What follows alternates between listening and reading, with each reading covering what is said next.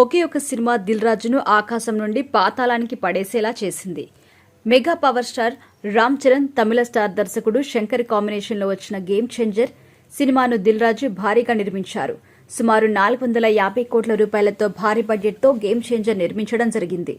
అయితే ఈ cinema first నుంచి కూడా ప్రేక్షకుల్లో అనుకున్నంత బజ్ క్రియేట్ చేయలేకపోయింది. భారీ అంచనాల మధ్య విడుదలైన ఈ సినిమా నెగిటివ్ టాక్ సొంతం చేసుకుంది. దీంతో బాక్సాఫీస్ వద్ద ఈ సినిమా అతిపెద్ద ఫ్లాప్గా నిలిచింది.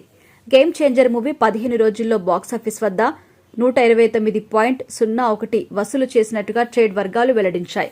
దీని ఫలితంగానే గేమ్ చేంజర్ బాక్సాఫీస్ వద్ద దారుణ ఫలితాన్ని చవిచూసింది. ఎంత తీసేసినా ఈ సినిమా 250 కోట్లకు పైగానే నష్టాలు మిగిల్చేలా కనిపిస్తోంది. వెంకటేష్ నటించిన సంక్రాంతికి వస్తున్నాం సినిమా లేకపోతే దిల్ రాజు పరిస్థితి ఏంటి అనే ప్రశ్న ఉత్పన్నమవుతుంది. గేమ్ చేంజర్ ఫ్లాప్ కావడంతో దిల్ రాజు తీవ్రంగా నష్టపోయారు.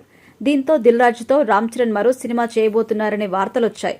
రెమ్యునరేషన్ తగ్గించుకుని దిల్ రాజుతో తర్వాత సినిమా చేయడానికి రామ్ చరణ్ రెడీ అయ్యారు అని ప్రచారం జరిగింది. అయితే వాస్తవానికి అలాంటిది ఏమీ లేదు అని కూడా తెలుస్తుంది. రామ్ చరణ్ ప్రస్తుతం బుచ్చిబాబుతో ఒక సినిమా చేస్తున్నారు. ఇప్పటికే షూటింగ్ జరుపుకుంటున్న ఈ సినిమాలో జాన్వీ కపూర్ హీరోయిన్. ఫిబ్రవరి నుంచి రామ్ చరణ్ ఈ సినిమా షూటింగ్లో పాల్గొనబోతున్నారు.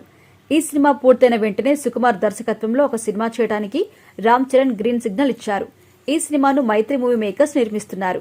ఈ 2 సినిమాలు పూర్తయిన తర్వాత కేజీఎఫ్ ఫేమ్ ప్రశాంత్ నీల్తో మరో సినిమా చేయబోతున్నారు రామ్ చరణ్. ఇక ఇవన్నీ పూర్తయితే కానీ రామ్ చరణ్ తర్వాత సినిమా ఏంటి అనేది ఆలోచించరు.